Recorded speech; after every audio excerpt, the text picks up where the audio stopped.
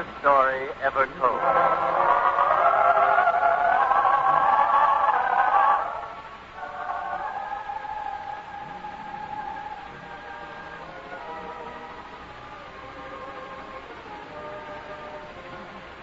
Today, we present Blessed Are They That Mourn, a drama based on the teaching contained in the Sermon on the Mount, as set down in the 5th chapter of the Gospel according to St. Matthew.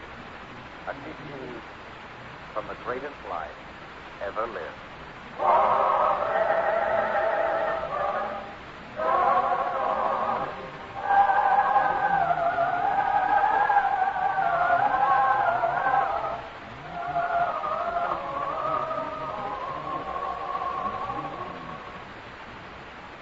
In the town of Arbella in Galilee, Merchant Michael is very highly regarded. People will tell you that he is a man of wealth and position. They will tell you, too, that in the town of Arbella, many people depend upon Michael for their livelihood. Yet it is strange that people never talk very much of Michael's friends or his family, because for all his possessions, he is a lonely man. At this moment, in the counting room of his place of business in the market of Arbella, Michael sits at his great table, staring at another man, a younger man who sits across him. For the moment, no word is spoken. There is a sense of peace when he stays in this room. As we watch them, we would think, these men are strangers to one another. Yet in fact, they are actually father and son. For the younger man is Michael's son, Abel. And now, Abel waits until Michael himself breaks the news to silence and the question. Well, Abel, you asked to see me, and I've granted you permission. What is it you wish? Am I not allowed to inquire after your health? How you are? All the time. If you were so much interested in my health and welfare, you would not have done what you did. Father, we've been over that many times.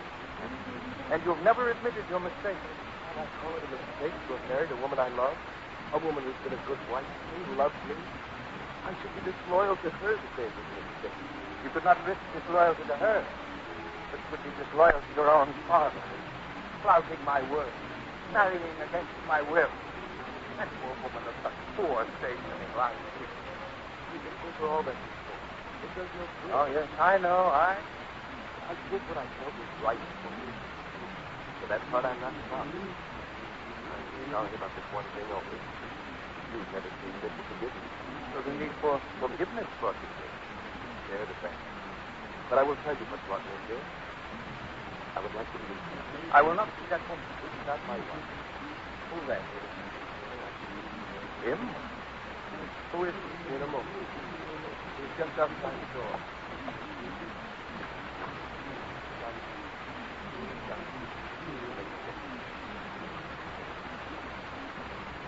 A Dr. Ranger. Your son, Abel? Your grandson. I had realized how much time had done that. Something important. Look at me. Yes. Like 30 years ago. Exactly like 30 years. Well, It's you. And you were his age. Almost as much as you could see his face. And mine. would you approve of it? Very fine looking man. Tell me, Jonathan, do you know who I am? You're my grandfather. What have they told you about me? That I'm a bitter old man? That I don't like your mother? Things like that? No. You have been taught to revere and respect your grandfather. You should have known it. Should I? Father, if I may ask you to come outside, I would like to talk to you about this talk. Let me look at him a little while longer. That's a fine looking man. He's bright, isn't he? Everyone thinks so. You see it, his eyes, his face. Yes, Jonathan, your grandfather is very pleased with you. Now, please wait outside. Your father and I have to talk over. And now? Father, I've never tried to deceive you. Deception is not the worst fault in a son. What I mean is, I've not tried to put on airs, to lead you to believe that I do very well in business. I do now, and it is no secret. Still, I would not come to ask for a single copper coin for myself or Miriam. I do not wish to hear that woman's name. As you... But I am here to ask you for money. You yourself said he seemed a bright boy, and he is. It would be a shame if he were denied an education because of me and what I did, wouldn't it? Father, have you nothing to say? Haven't you heard what I said? Every word? I've been thinking. Shall I tell you what went through my mind? The boy. He looked so much like you when you were his age. As though I would have a second chance to bring you up. Make him the kind of son I expected in you. Father, you don't understand. It's only money for his education that I see. Then you're the one who does not understand. Perhaps I don't. The boy shall have the finest education. The finest of everything. Oh, Father, I don't know how to thank you enough. As long as he lives in this household. Maybe that's you don't understand. I've tried to make it clear. Give the boy to me and you'll have the best of everything. Give him up to you. What of Miriam? What of me? He's our son. We love him. You heard my offer. Give the boy to me and he shall have everything the boy could want. But unless you let me have this child, I want nothing more to do with him. I never say anything I do not mean. You should know that by now. Yes, I suppose I should. Well, I'm sorry, Father. I would rather the boy went without an education than without a mother's father. He could not do what you want. You will rob him of a great deal. That's our love. We will never give up the boy. In that case, Abel, there is no more to say. Good day. Good day. God. If you should ever change your mind, remember that my offer stands. Give the boy to me. He wants for nothing. My refusal stands too. We would never give him up. You'll be sorry for this, Abel. I want you.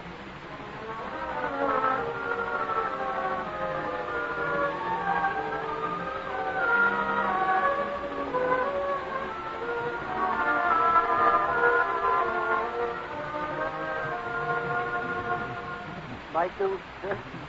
Yes, sir. What is it? Why do you interrupt me now and I'm going over by I tried to explain to him, sir, but he... Who insisted? What are you talking about? The man who waits outside there, he said it was most urgent. He had to see you at once. Urgent with produce to sell, no doubt. They always think it's urgent. Well, produce does not spoil in an hour. Let him wait. But he is not a merchant and he has no produce. Did you mention something about your son? My son? So that's it. He's come to his senses at last.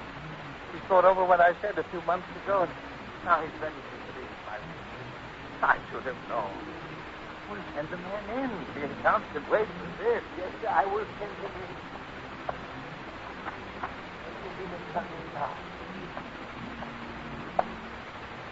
Well, I understand you come with word from my son Abel. I do. So he gives an advisable tendency intermediary. Intermediary. Believe me, if he hadn't been so stubborn the last time he was here, he would not have to be sending strangers now to plead on his behalf. I am no stranger to him. A close friend of his, man. We share a great belief, your son and I. So? We believe in the master. The master? From what I've heard of him, he was such a dreamer like my son. I would not laugh at least with men devote their entire life. Yes, I've even heard that there are some like that. I am one of them. You, a disciple? My name is John. I see. So my son has sent you to represent him. Did he think to impress me with the disciple of the master? Well, I am not impressed. Now, to the business which brought you here. I can tell you now my terms are still the same. If the boy belongs to me, I will do everything for him that I can. And it's quite considerable. I'm an important man, you know. Sir, I'm afraid you don't understand. I understand perfectly, but my terms are still the same. No help unless the boy belongs to me. Sir, I'm fine. Yes, I could. The boy belongs to God. You two strange words. Make your meaning plain. How much plainer can it be? And that's me. The boy's dead. It is the sorry truth, sir. Oh, that cannot be. I'm afraid it is, sir. That is what your son meant. He himself is in mourning. Could not come.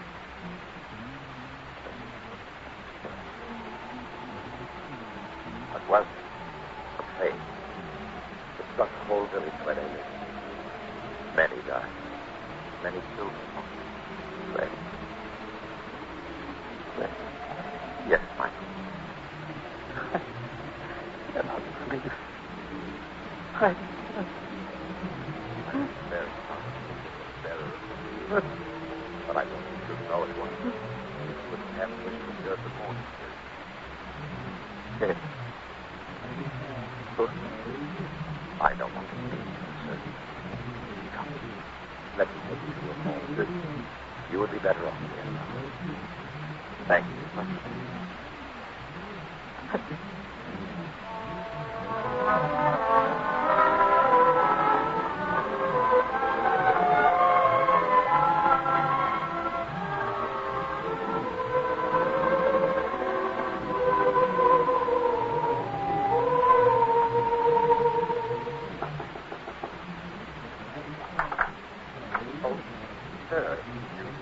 You seem surprised. I had expected that it would be one of Michael's servants. That day when I brought him home, there seemed to be many servants here. Yes, there were. The things have changed for Michael in recent weeks. Yes, they've changed greatly. Are you a friend of his? I tried to be a friend to all. My name is John. Tell me, are you the one who thinks you, friend? Yes. Yes. Why do you ask? But you have mentioned it several times. And you can help now. There is more trouble. It's an answer that. More trouble. There is something wrong here. There is. Oh, I am Aaron, the Count Elton. I've appointed myself to do what I can for Michael. Unfortunately, I've not been able to do very much. Then may I? My desperation. I'm hoping that you can. Come in, my friend. Come in. Well, Aaron. Oh, sorry. So, one would not expect a household to remain in mourning for so long past the usual time. There you have struck on the difficulty. Michael is still in mourning. After all, that song of the mark of ashes on his father. Ever since that day you brought the news. It is not good for one to grieve so long. It's even worse than you suspected. He's not even left the house since that day. His business enterprises, which supported many people, have been allowed to fall away. Many people suffer because of Michael's grief. I see. I wonder, my friend, could I talk to him? I believe he would see you. Where is he?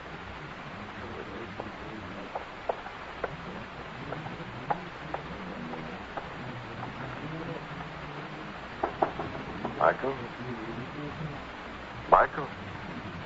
There is a friend here to see you.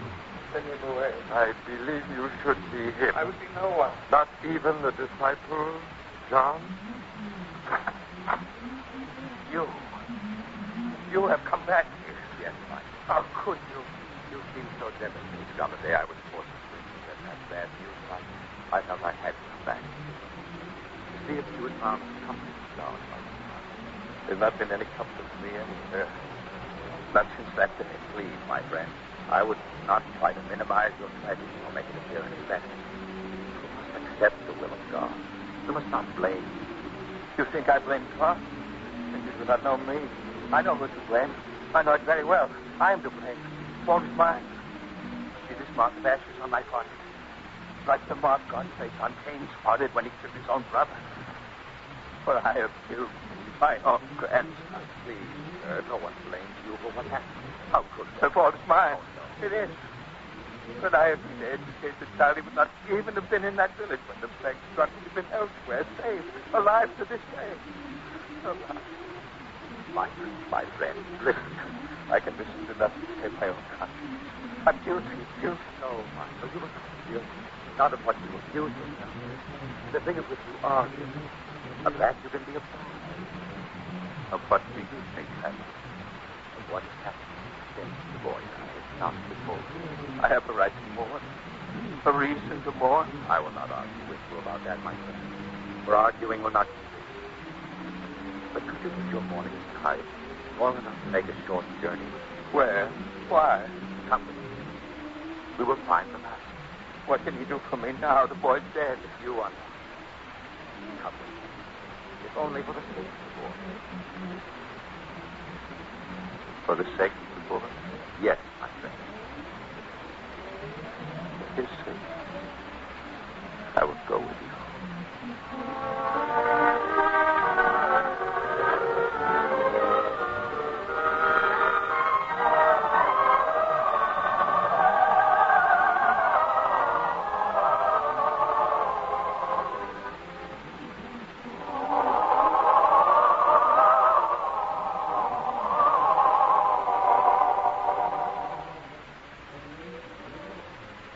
Where are we? What are we doing here among all these people? We have come here as they have. Hear the master. There's so many of them. From all over Galilee they have come to hear him. Very many. They've come here to hear him teach. Surely he must bring God's word. Else they could not believe in him so strongly. You are right, my friend. Come, we will draw closer to him, so you may look upon his face, for you too have a great need to believe. Come.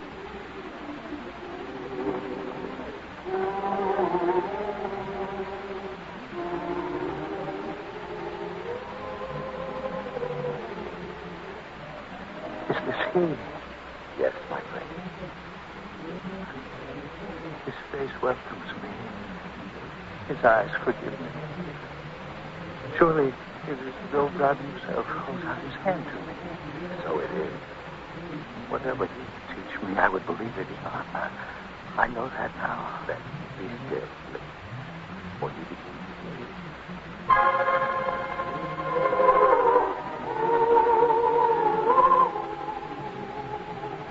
Blessed are the poor in spirit, for theirs is the kingdom of heaven.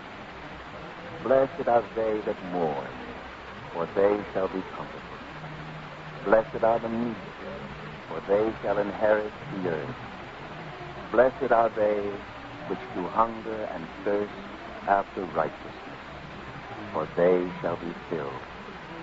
Blessed are the merciful, for they shall obtain mercy.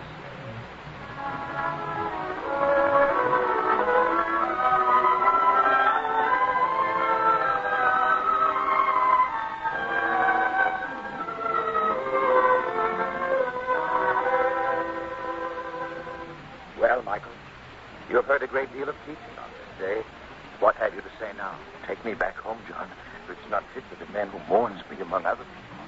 You would retire again to your dark house and keep yourself? Did he not tell me to do that? Did he? I know his very words. Blessed are they that mourn, for they shall be comforted.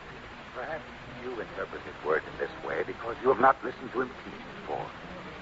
His teaching is of love for others, of unselfishness. He does not ask that you mourn in a selfish way, but in an unselfish way. He asks that you mourn for the troubles of others. What troubles of others that can be as great as mine? How will you know if you keep to yourself in your own house, constantly grieving over what you cannot change? Of what value is your remorse if it serves only your own purpose? To mourn for as long as you have mourned is selfish and harmful, my friend. You think the master meant to say this to me? I know that he did. For to serve others unselfishly is the essence of what he has always taught us. That man is greatest of all, who is servant of all. This is what he asks now, to serve unselfishly. Can you do that, my friend? If he asks it, I can at least try. Yes, John, I'll give you my word on that. I'll at least try.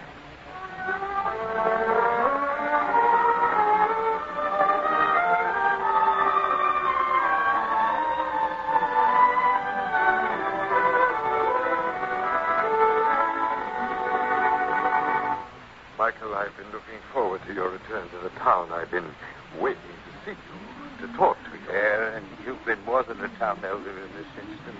You've been a good, loyal friend. I thank you for it. Such things as thanks can wait. There are more important things to speak of. I know what you will say. that others have suffered because of my selfish war.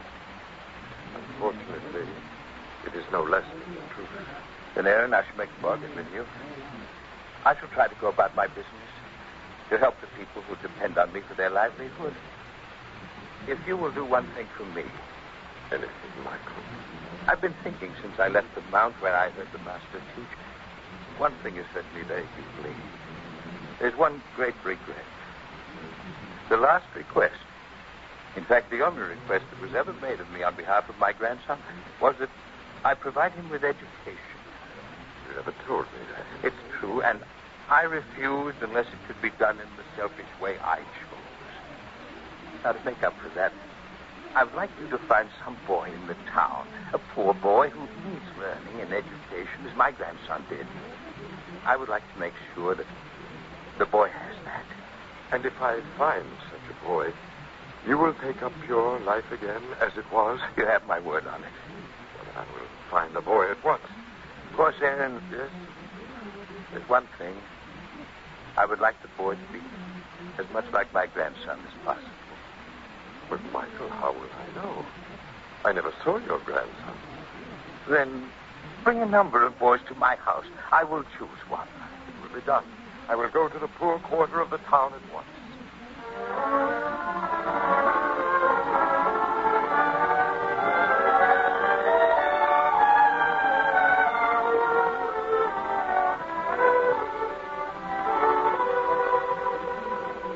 Well, Aaron, have you found some boys so that I can select one? Michael, there are a number of them waiting to see you.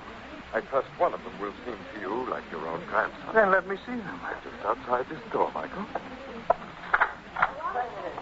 Here, Michael. Here they are. Well, does any of them remind you of him? Let me see. You. That's right, you, lad. Come here. Yes, sir. Oh, come, lad. Do not be shy or afraid. I'll not harm you. I'm not afraid, sir. Here, lift up your face. Let me see your eyes. Well, Michael. The eyes, yes. Eyes very much the same. Then you think that perhaps you have found him? We must not be hasty in this judgment, eh?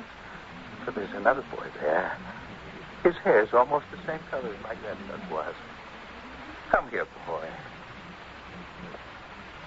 Here, lad, lift up your face. Let me see. Yes, similarity is strong. Eh, Michael? The color of his hair. Something about his face. But we must be fair. We must examine the others before I decide. There's a boy who seems almost the same size. I think if I see him walk, I may know. You see, my grandson carried himself well, very well. That boy will walk toward me. Michael, no. Don't ask that boy to walk. But why not? After all, how am I to judge? Oh, sorry. I didn't realize. Yes. That boy is crippled. It would be cruel to ask him to make it conspicuous by walking. Of course, I'm sorry.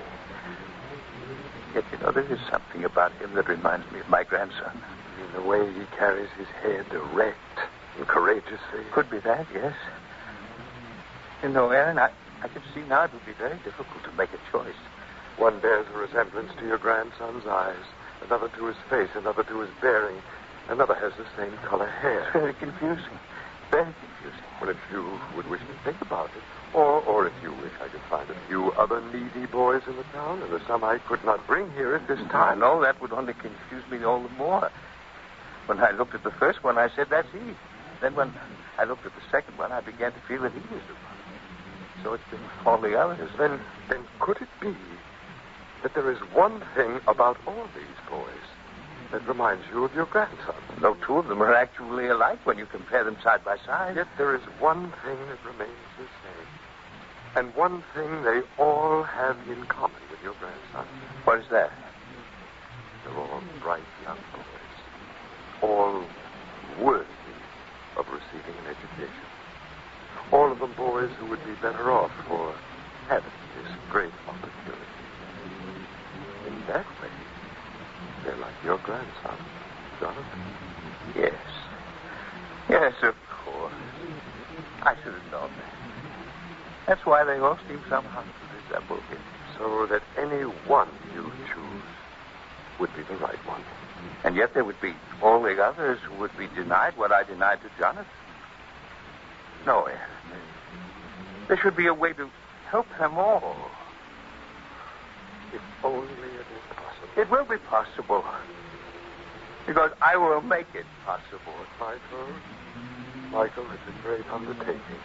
But I shall have to make sure that there's sufficient money to carry it out. And there will be if I apply myself to business from now on. Yes, this will give me something to work for. Something beside my own selfish desires. Oh, it will be a wonderful thing for all of us. For the boys, for the people of the town, everyone. Yet, Aaron, I think most of all for me.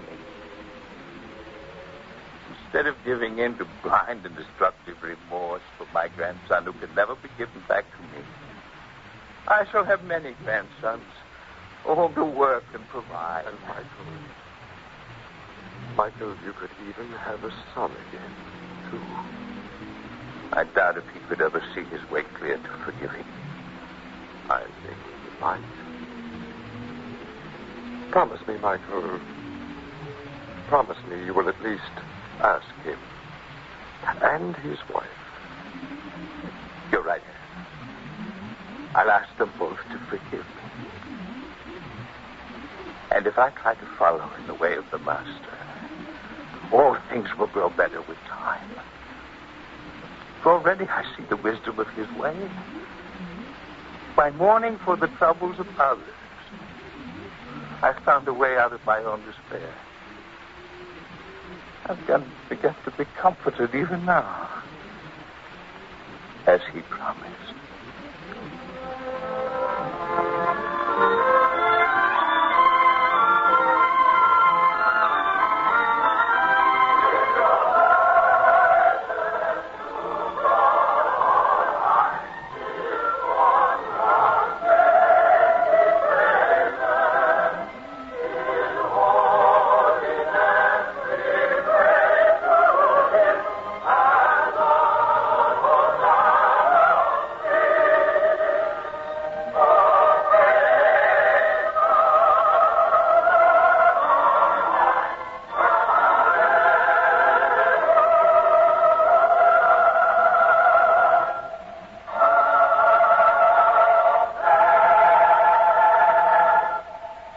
Next week, on the same network at this time, we will present another episode in the greatest story ever told from the greatest life ever lived.